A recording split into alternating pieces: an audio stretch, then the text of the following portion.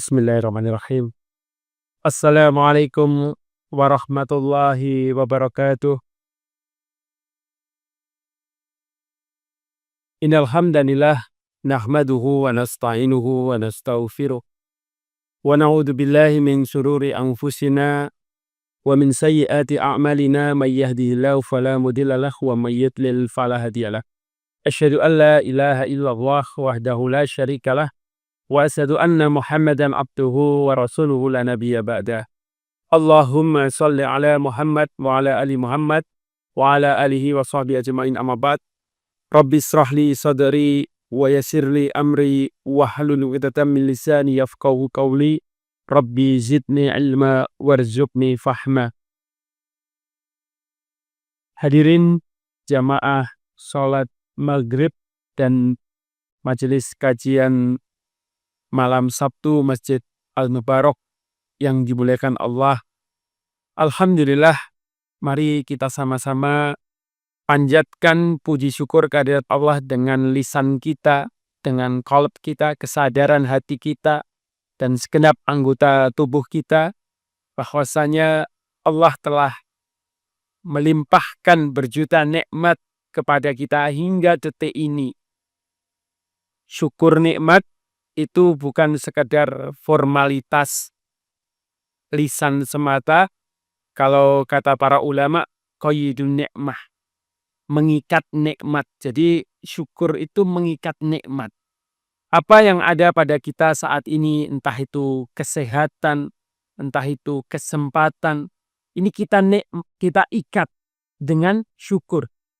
Sehingga nikmat kesehatan, kesempatan, iman itu tidak lepas. Bahkan dengan diikat dengan rasa syukur, insya Allah akan semakin bertambah nikmat tadi menjadi barokah. Ziyadatul khair, bertambahnya barokah. Sholawat dan salam mudah-mudahan terlimpah curahkan kepada penuntun kita, junjungan kita, suri tauladan kita, Rasulullah Muhammad SAW, keluarga, sahabat, dan semua pengikutnya. Mudah-mudahan kita termasuk di dalamnya. Hadirin rahimakumullah, mungkin ini sudah hampir 1 bulan lebih ya saya nggak ngisi di sini, kebetulan libur. Saya akan melanjutkan materi tentang musuh-musuh kebahagiaan. Jadi kalau di pertemuan terakhir saya membahas al-bukhli atau pelit, maka pada kesempatan kali ini saya akan membahas tentang al-jubn, yaitu apa? Al-jubn. Jubn itu pengecut. Nah, ini juga musuh kebahagiaan. Mungkin selama ini pembahasan tentang al-jubn atau kepengecutan atau rasa takut yang berlebihan ini jarang dibahas. Padahal Rasulullah SAW memperingatkan bahwa sifat al-jubn atau sifat pengecut ini merupakan sifat yang dibenci oleh Allah, sehingga beliau berdoa berlindung dari sifat tadi. Nah, nanti akan kita bahas bersama. Sebelumnya hadirin rahimakumullah, Allah berfirman di dalam Al-Qur'an surat Al-Balad yang kita mungkin dari sama-sama hafal. A'udzubillahi minasyaitonirrajim. Bismillahirrahmanirrahim. Laqad khalaqnal insana fi kabad. Sesungguhnya kami telah menciptakan manusia itu berada di dalam kesulitan atau susah payah. Jadi harus kita pahami bahwa merupakan sunatullah di dalam kehidupan, bahwa yang namanya kesulitan, yang namanya kesusah payahan ini akan selalu hadir di dalam kehidupan manusia. Nggak mungkin ada manusia yang selamanya senang terus. Manusia yang berada di dalam kegembiraan terus-menerus. Kemudian terus-menerus. Tentu ada saatnya kesulitan-kesulitan itu hadir di hadapan kita. Hanya saja menurut Imam Asy-Sya'di di dalam tafsirnya ketika menafsirkan tadi laqad khalaqnal insana fi kabad, sungguhnya kami telah menciptakan manusia di dalam kesusah payahan. Beliau mengatakan di dalam tafsir As-Sa'di, bahwa seharusnya manusia mengerjakan perbuatan, mengerjakan sebuah amalan yang membuatnya terbebas dari berbagai kesusahan dan mengharuskan berbahagia terus-menerus. Ya. Artinya kalau ada kesulitan-kesulitan, ada kesukaran-kesukaran yang dihadirkan Allah kepada kita, tujuannya itu bukan untuk mempersulit kita, tapi menurut beliau Syekh As-Sa'di adalah supaya kita itu melakukan amalan-amalan, melakukan ikhtiar-ikhtiar agar kesulitan-kesulitan, kesukaran-kesukaran tadi berlalu. Nah, ini hikmahnya bagi kita. Nah, jadi kesulitan di dalam hidup ini adalah hal yang wajar, normal. Jadi jangan sampai kita lebay, kita berlebihan merasa orang paling malang sedunia ketika diberikan ujian. Tapi kita harus optimis bahwa ketika Allah menghadirkan ujian kepada kita, tentu ada hikmahnya. Di antaranya supaya kita berjuang, supaya kita berikhtiar semakin mendekat kepada Allah. Namun sayang sekali, hadirin rahimakumullah, banyak yang manusia karena adanya banyak kesulitan, kesukaran tadi menyebabkan dia merasa takut berlebihan ketika melakukan sesuatu. Dia tidak mau mengambil risiko ketika di dalam melakukan sesuatu. Dia selalu khawatir. Nah, inilah musuh kebahagiaan. Gitu. Nah, kekerdilan jiwa untuk menghadapi berbagai tantangan-tantangan hidup tadi, ini akan menghasilkan apa? Ketakutan-ketakutan. Orang akan sulit untuk bahagia kalau perasaannya selalu takut untuk melangkah menghadapi berbagai tantangan kehidupan. Nah, namun seringkali hadirin rahimakumullah, kita itu terkadang sulit membedakan mana ketakutan, mana sifat pengecut. Kalau tadi saya sampaikan bahwa sifat pengecut itu dibenci oleh Allah dan Rasul-Nya. Bagaimana lantas dengan sifat takut itu sendiri? Nah, maka di sini kita harus pintar-pintar memilah. Kita harus pintar-pintar memilah, memaknai apakah sebenarnya yang saya lakukan ini merupakan ketakutan ataukah sifat pengecut. Nah, di dalam Al-Quran kita akan menemukan beberapa istilah terkait perasaan takut tadi. Antara lain khauf, yang berarti takut. Nah, tetapi rasa khauf tadi, takut di sini, yang ditakuti adalah objek-objek yang memang berbahaya bagi dirinya. Misalkan harimau, ketemu serigala, ketemu apalagi menghadapi gempa bumi, itu saja dia takut terhadap hal-hal seperti itu.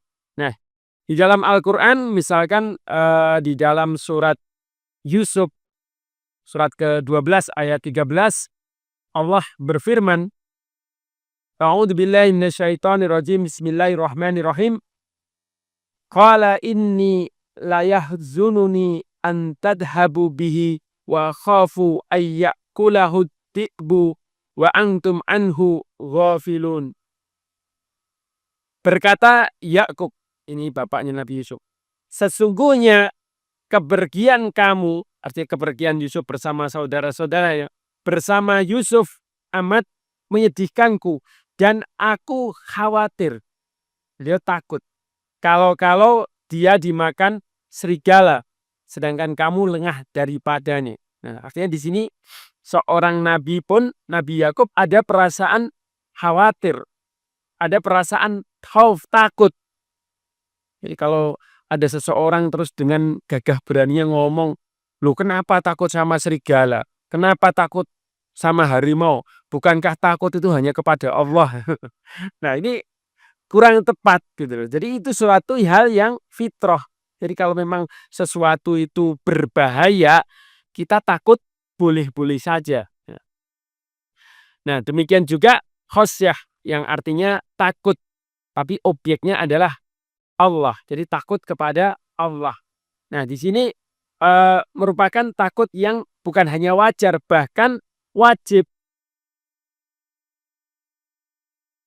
Jadi wajib kalau takut kepada Allah. Nah, berbeda dengan tadi takut yang sifatnya fitrah, naluriah kepada binatang buas, kepada gempa bumi dan yang lain. Apalagi khosyah, takut kepada Allah yang sifatnya wajib.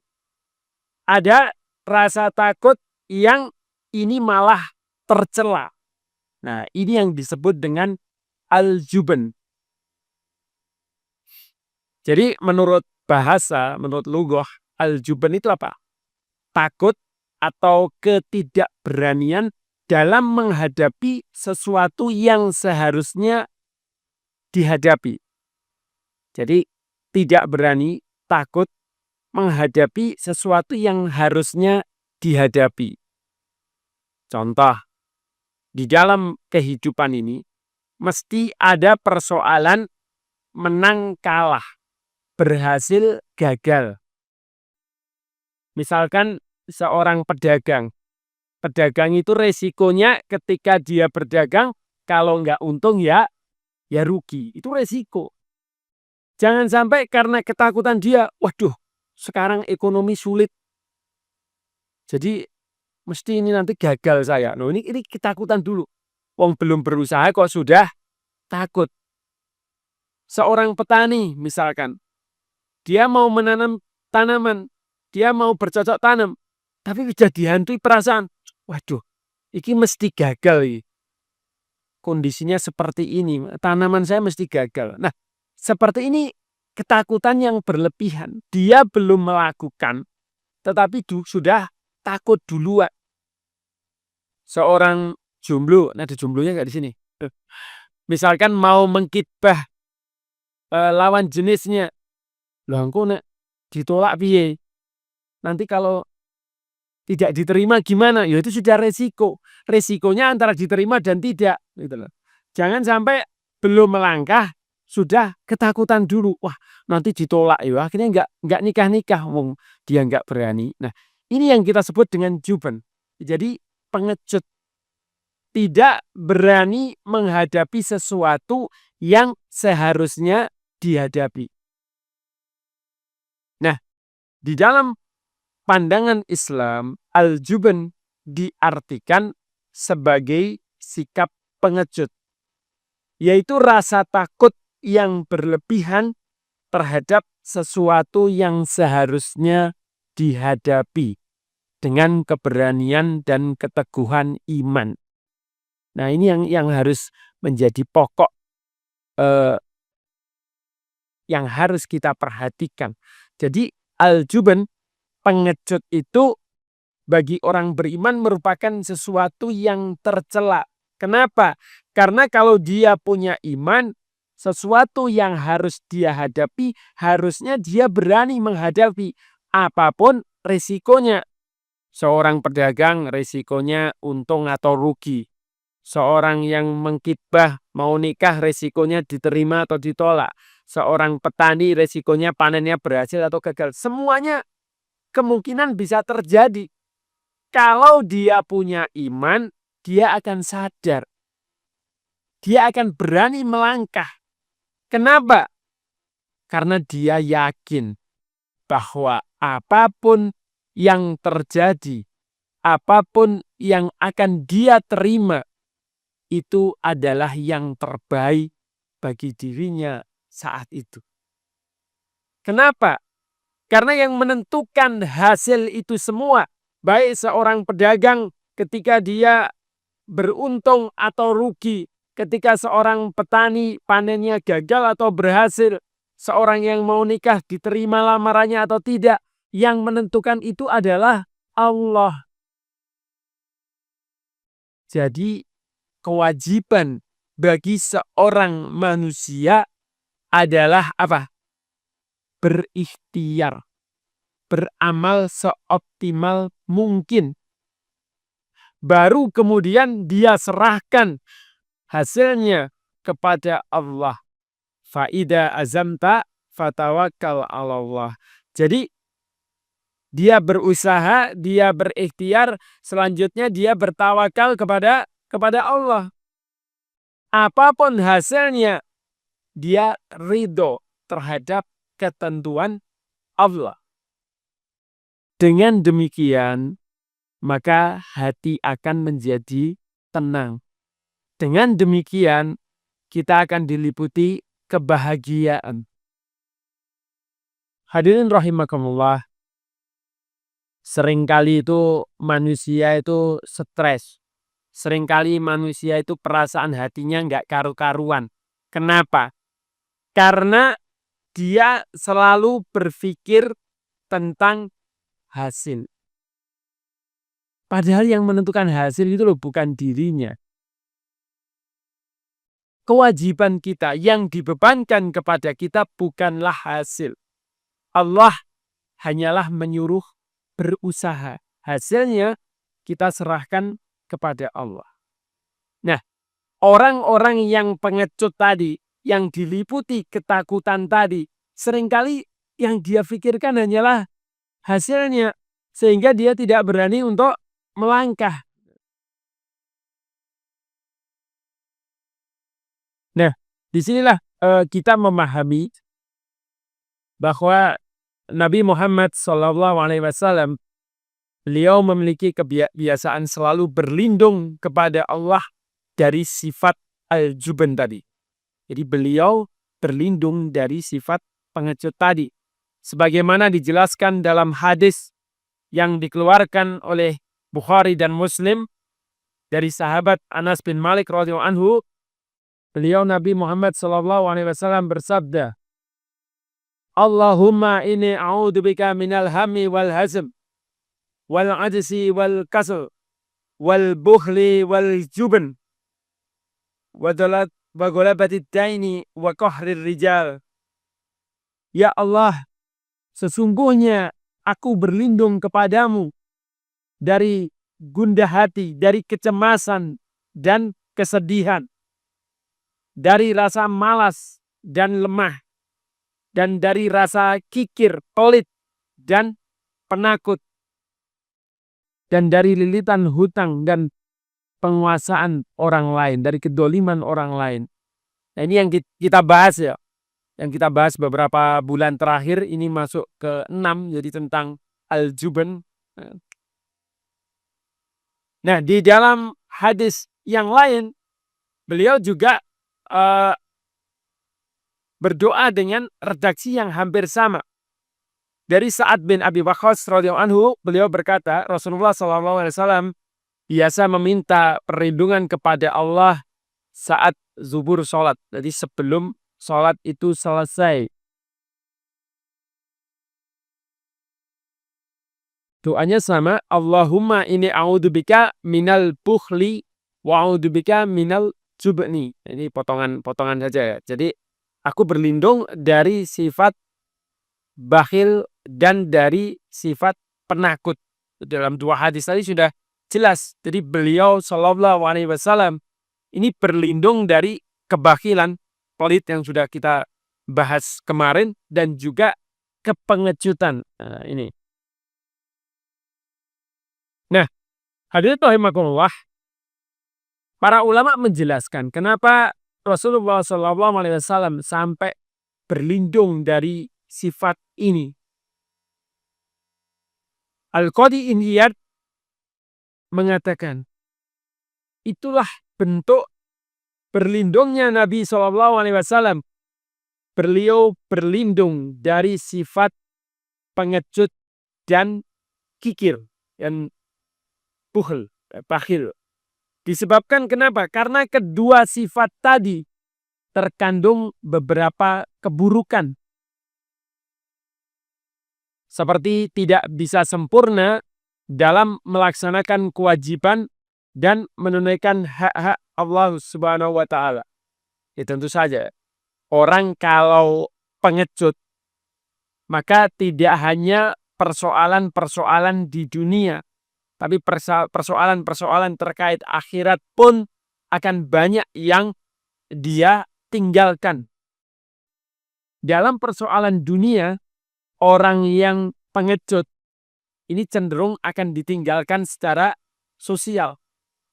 Dan kepengejutan ini, rasa takut ini nggak ada hubungannya dengan fisik, nggak ada hubungannya dengan kekayaan, nggak ada hubungannya dengan kepintaran, gitu loh. Kalau kata ulama, kepengejutan itu kan do'ful qalbi, jadi lemahnya hati. Ini masalah hati. Contoh sederhana kepengejutan itu ya, kalau kita katakan. Contoh orang disuruh ceramah, disuruh menyampaikan suatu nasihat, entah itu kultum, khutbah Jumat atau yang lain. Kalau itu merupakan sebuah kewajiban, merupakan amanah, misalkan seorang santri atau seorang ustadz atau seorang guru, tentu harus dia tunaikan. Gitu. Saya pernah punya pengalaman. Jadi untuk menunjukkan tanpa berusaha tidak tidak berkeinginan merendahkan sebuah profesi. Jadi beberapa tahun yang lalu saya pernah punya pengalaman ngisi seminar di sebuah perguruan tinggi Islam, yaitu temanya tentang kebangsaan kalau nggak salah. Karena kebetulan saya itu ngajar Pancasila ini. Nah, kebetulan waktu itu barengannya salah satu komandan militer di sebuah kabupaten.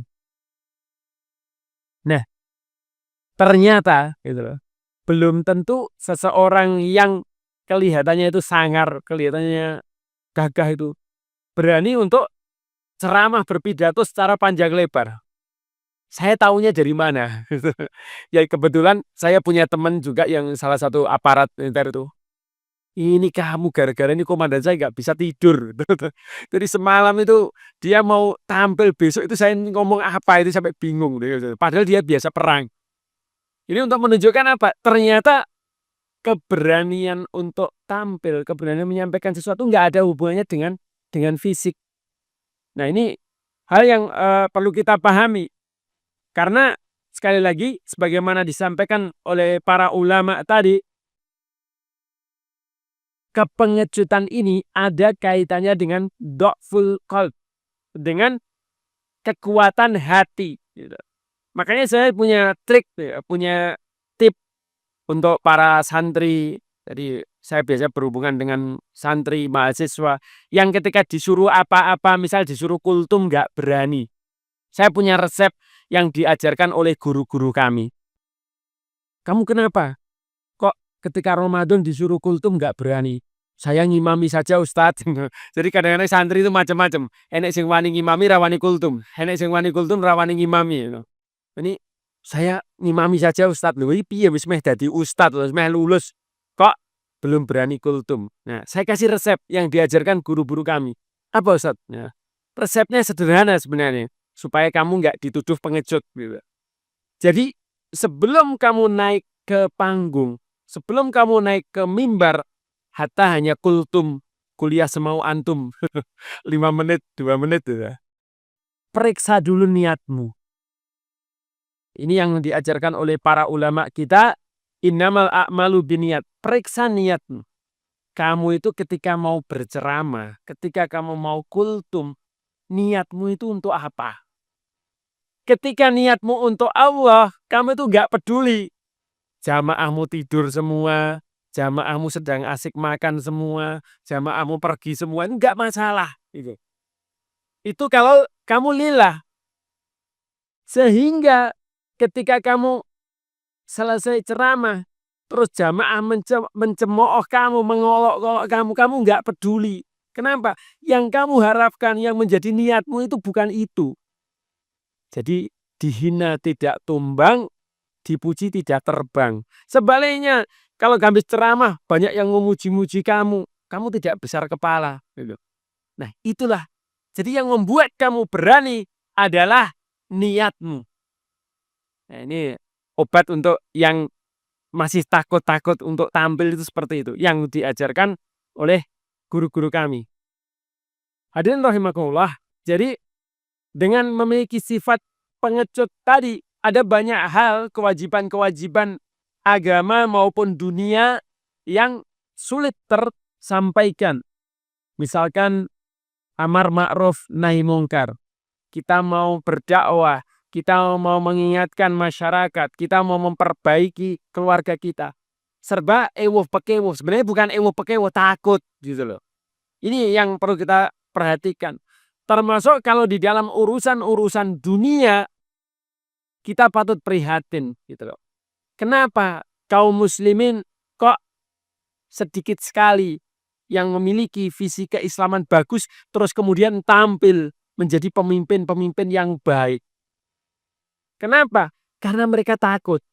Nanti jangan-jangan kalau saya terlibat di dalam dunia, saya jadi hubud dunia. Wah, wong belum mencoba untuk masuk memperbaiki dunia, kok sudah takut bubut dunia terlebih dahulu. Sementara kalau dunia ini secara ekonomi, secara politik dikuasai oleh orang-orang yang gak paham agama, kita senengannya ngerasani di grup, di posting kejelekan-kejelekan orang-orang aja. Loh terus kamu sendiri kemana? Gitu loh. Lah kita itu kan aneh. Kita doa orang-orang tua kita itu doa yang bagus sekali. Rabbana hablana min aswajina wa dzurriyyatina qurrata a'yun waj'alna lil muttaqina imama. Kita itu ingin dikira keturunan kita itu menjadi pemimpin orang-orang yang bertakwa. Jadi pemimpin orang yang bertakwa itu luar biasa. Lah saiki anak-anak kita kon dadi ketua kelasnya mlungker.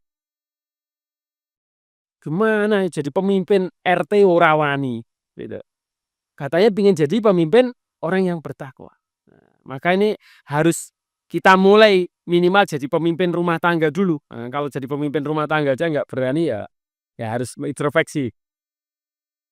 Sehingga banyak kemungkaran-kemungkaran para ahlul maksiat merajalela karena adanya perasaan juben tadi, kepengejutan yang hadir tadi. Kemudian lawan dari al-juban adalah as-saja'ah atau keberanian. Nah, Syekhul Islam Ibnu Taimiyah menjelaskan sesungguhnya semua orang memuji orang yang punya sifat pemberani dan penderma. Nah, ini karena sifat as-saja'ah itu keberanian yang didasarkan oleh iman. Keberanian yang didasarkan perasaan imannya kepada Allah, inilah yang membuat dia berani. Sifat pengecut dipandang sebagai sifat tercela yang tidak boleh dimiliki oleh orang-orang beriman. Perilaku ini merupakan orang-orang yang setengah hati di dalam keimanannya. Dia hanya ingin hidup enak tanpa harus bersusah payah, ora resiko. Loh, kenapa kamu kok nggak mau berdagang? Ora resiko. Padahal dia nganggur. Kenapa kamu nggak bertani? Ora resiko. Loh, dia nggak mau berambil resiko. Kenapa kamu kok masih jomblo? Ora resiko. Nah, repot toh. Gitu loh. Jadi pengecut ini benar-benar penyakit gitu ya. Nah, sampai-sampai Rasulullah SAW memprediksi ya, ketika dunia dipenuhi oleh orang-orang yang penakut. Sebuah hadis Nabi SAW memprediksi di suatu masa umat Islam akan menjadi bulan-bulanan dan sasaran empuk musuh-musuhnya karena mereka menderita yang disebut dengan al-wahan. Apa itu al-wahan? Hubbud dunya wa karahiyatil maut. Cinta kepada dunia dan takut mati. Nah, hubud dunya wa karahiyatul maut ini adalah al-juban tadi. Jadi orang takut ngambil resiko. Tidak mau nahi mungkar. Kalau negerinya diserbu oleh orang-orang kafir, dia nggak mau berjihad. Karena apa? Karena cintanya kepada dunia dan takut mati.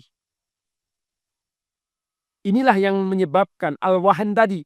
Yang menyebabkan umat Islam yang walau begitu banyak tidak lagi disegani oleh musuh-musuhnya, baik orang-orang musyrik maupun orang-orang kafir. Hadirin rahimakumullah, kalau kita lihat ya, Masya Allah, Indonesia misalkan, negeri kita tercinta ini, kaum muslimin mayoritas. Kita mayoritas di negeri ini. Maka harusnya kalau kita ingin kaum muslimin memiliki peranan yang besar, kaum muslimin harus komitmen, harus tidak ragu-ragu, tidak takut menampakkan keislamannya. Gitu loh. Tidak minder dengan yang lain. Misalkan ketika di suatu pertemuan untuk mengucapkan Assalamualaikum takut. Loh, kenapa Assalamualaikum takut? Loh, ini acara nasional kok. Akhirnya ditambah-tambahi yang lain. Apalagi Om Swastiastu dan lain. Oh, nanti kalau saya terlalu Islam dituduh radikal. Nah. Jadi ini harus nasionalis. Nah. Seperti itu. Ini karena nggak pede dia. Gitu loh. Jadi inilah yang menyebabkan kaum muslimin terhina. Dia dihinggapi perasaan minder, rendah diri, takut.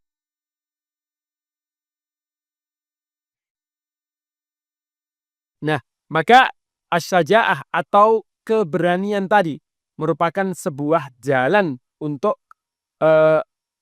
menuju izzah, kebanggaan kaum muslimin agar dia dihormati, memiliki harga diri di hadapan yang lain. Jadi keberanian itu karena iman. Jadi jangan ragu-ragu menampakkan keislaman kita. Allah berfirman di dalam Al-Quran surat Ali Imran ayat 139. A'udzubillahi minasyaitonirrajim. Bismillahirrahmanirrahim. Wala tahinu wala tahzanu wa antumul a'launa in kuntum mu'minin. Janganlah kamu bersikap lemah dan jangan pula kamu bersedih hati. Padahal antum a'launa, padahal kamu orang-orang yang paling tinggi derajatnya. In kuntum mu'minin, jika kamu orang-orang yang beriman. Jadi syaratnya agar kita tidak lemah, agar kita tidak bersedih, agar kita diangkat derajatnya adalah beriman. Di dalam tafsir As-Sa'di, Syekh Abdurrahman As-Sa'di berfirman, mengatakan, menjelaskan firman Allah tadi. Allah berfirman untuk menyemangatkan, memberikan motivasi hamba-hambanya yang beriman dan menguatkan tekad mereka serta membangkitkan keinginan mereka. Janganlah kamu bersikap lemah dan jangan pula kamu bersedih hati. Maksudnya, jangan kalian lemah semangat dan lemah pada tubuh kalian. Jadi lemah itu tidak hanya lemah tubuh, loyo, tapi juga semangatnya. Dan jangan pula kalian bersedih hati ketika kalian tertimpa oleh suatu musibah dan diuji dengan ujian. Kenapa? Karena kesedihan dalam hati dan kelemahan pada tubuh akan menambah musibah pada diri kalian. Jadi kalau kita itu misalkan diuji dengan sesuatu tapi kita sedih berlebihan, ini akan menyebabkan tubuh kita lemah. Ketika kita tidak punya motivasi hidup, maka kita akan semakin lemah. Karena sesungguhnya ada motivasi yang lain yang namanya roja. Roja itu harapan.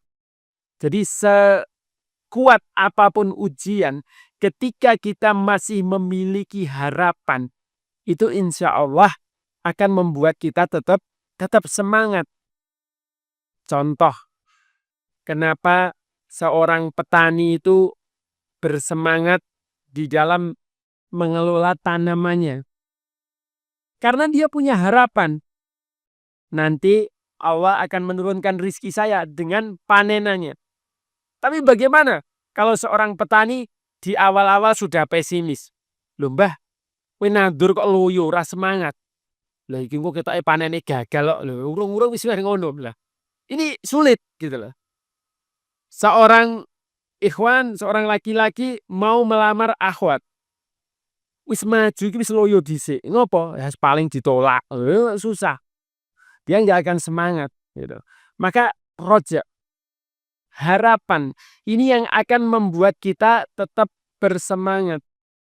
Dan rojaknya kalau kata Imam Ibnul Qayyim Al-Jauzi, manusia di dalam mengarungi kehidupan harus memiliki dua sayap, yakni rojak dan khauf. Kalau rojaknya, harapannya terlalu tinggi, maka dia akan menjadi orang-orang yang sombong. Wah, ini mesti berhasil nih, mesti sukses ini. Nanti dia akan membuat sombong. Sebaliknya, kalau khaufnya berlebihan, wah, ini ketoke takdirku jelek ini. Ini nasibku, kita sudah jadi orang miskin ini. Nah, ini seperti ini nggak membuat semangat karena khaufnya berlebihan. Nah, kata Imam Ibnu Qayyim harus seimbang ketika dua sayap ini dimiliki oleh seorang muslim. Nah, kemudian hadirin rahimakumullah, kita juga harus memahami bahwa sifat al-jubn ini merupakan ciri dari orang munafik. Jadi pengecut termasuk ciri orang munafik. Sebagaimana disebutkan Allah di dalam Al-Quran surat Al-Ahzab ayat 19. A'udzubillahi minasyaitonirrajim. Bismillahirrahmanirrahim. Asihatan 'alaikum fa idza ja'al khaufu ra'aitahum yanzuruna ilaika taduru a'yunuhum kalladzi yughsha 'alaihi minal maut. Mereka bakhil terhadapmu, mereka pelit terhadapmu apabila datang ketakutan atau bahaya. Kamu lihat mereka memandang kepadamu dengan mata terbalik-balik seperti orang yang pingsan karena mati. Nah, kita lihat bagaimana para mufassir, Imam Ibnu Katsir ketika menjelaskan ayat ini. Imam Ibnu Katsir menerangkan tafsir surat Al-Ahzab ayat 19 tadi. Hal ini disebabkan karena mereka, orang-orang munafik, mereka kaget dan ketakutan yang sangat. Itulah ketakutan mereka, para pengecut yang takut dari peperangan. Ini konteksnya dalam konteks perang. Dan apabila ketakutan itu telah hilang, mereka mencaci kamu dengan lidah yang tajam. Artinya, apabila dalam kondisi aman, mereka mengeluarkan statement pernyataan yang pedas. Dan mereka mengklaim bahwa mereka orang-orang yang pemberani dan kesatria. Sedangkan mereka sebenarnya adalah orang-orang yang pendusta. Ya, kalau kita lihat konteksnya, contoh ini kan konteksnya perang ya kalau Imam Ibnu Katsir. Kita lihat di hari ini misalkan Palestina. Di Palestina sedang terjadi peperangan antara Mujahidin dengan Zionis, para penjajah. Ada orang-orang yang ngomong, itu daripada melawan penjajah, sebaiknya itu pergi saja, ngungsi, tinggalkan Palestina. Sama dengan bunuh diri kalau berjuang di Palestina. Nah, ini ada yang menanggapi, ya itu sama aja, kamu ada maling masuk rumahmu, kemudian apa? Malingnya dipersilahkan, ya silahkan masuk, saya tak pergi aja. Nah, itu seperti itu kondisi. Wong Palestina itu tanah air umat Islam, kemudian dijajah kok malah disuruh pergi. Kemudian kalau kaum muslimin menang, nah itulah dia berusaha tampil.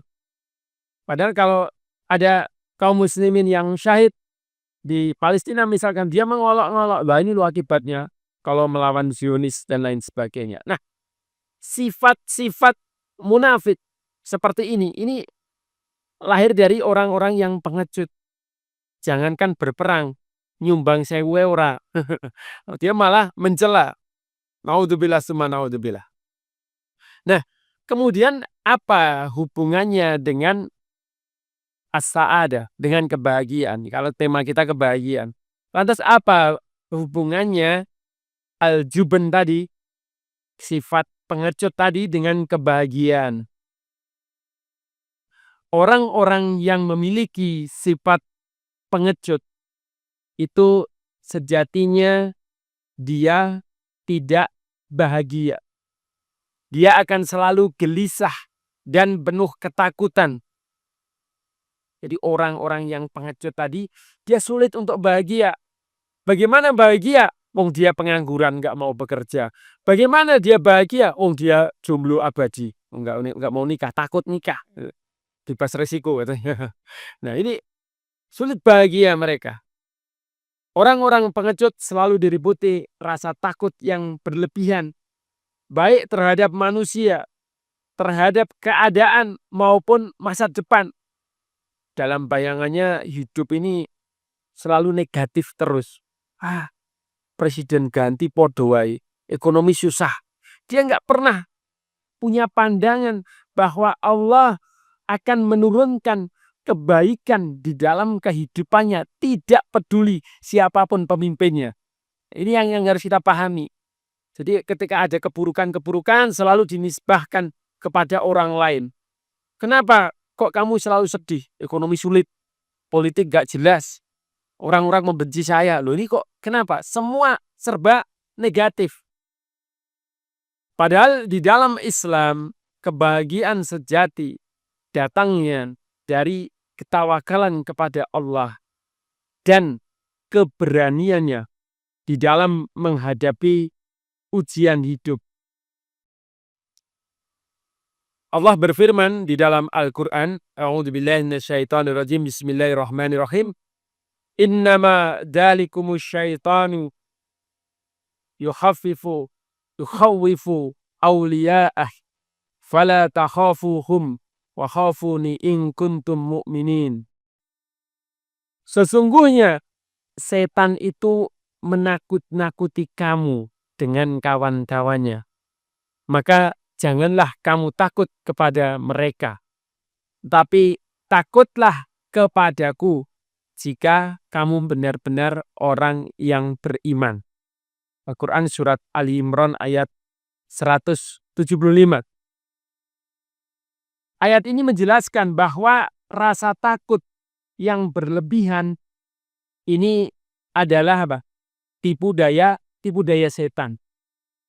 Orang yang pengecut tidak akan pernah merasakan kebahagiaan sejati karena selalu diliputi oleh rasa takut. Kalau kata Ustadz Adi Hidayat, sifat pengecut itu sifatnya setan. Loh, kenapa? Senengannya berbisik-bisik, nggak berani ngomong langsung. Antum kan nggak pernah tuh ketemu setan terus langsung ngomong, mesti bisik-bisik. Jadi karakter pengecut itu karakternya iblis. Kan iwaswisu, selalu membisik-bisikkan, bisik-bisik, nggak berani tampil ke depan, ngomong langsung, nggak gentle kalau bahasanya. Gitu. Nah, jadi karakter setan yang seperti itu membisik-bisik kita dengan ketakutan-ketakutan sehingga hidup kita diliputi apa? Kecemasan, kekhawatiran, takut untuk melangkah, takut untuk merubah diri kita. Kenapa kamu kok nggak semangat? Ustadz, saya tuh nggak punya potensi. Loh, kok nggak punya potensi? Allah itu sudah menciptakan sebaik-baik bentuk. Kamu mesti punya potensi. Iya Ustadz, potensi saya terpendam dan terlalu dalam. Repot tuh. Kita tuh semua punya potensi, Pak. Jadi harus bisa menumbuhkan potensi tadi. Jadi sekali lagi kita harus pahami bahwa ketakutan itu datangnya dari bisikan-bisikan setan. Kita seharusnya dengan keimanan yang kita miliki takutnya hanya kepada Allah. Sehingga kewajiban kita sekali lagi adalah bertawakal, berikhtiar. Kemudian kita tawakal, kita serahkan kepada Allah dan selanjutnya ridho terhadap ketentuan atas yang Allah berikan kepada kita apapun hasilnya. Hadirin rahimakumullah, mungkin demikian dulu yang dapat saya sampaikan kepada jamaah sekalian pada kesempatan hari ini. Mudah-mudahan apa yang saya sampaikan bermanfaat khususnya pada diri saya pribadi dan jamaah sekalian. Subhanakallahumma bihamdika asyhadu an la ilaha illa anta astaghfiruka wa atubu ilaik. Wassalamualaikum warahmatullahi wabarakatuh.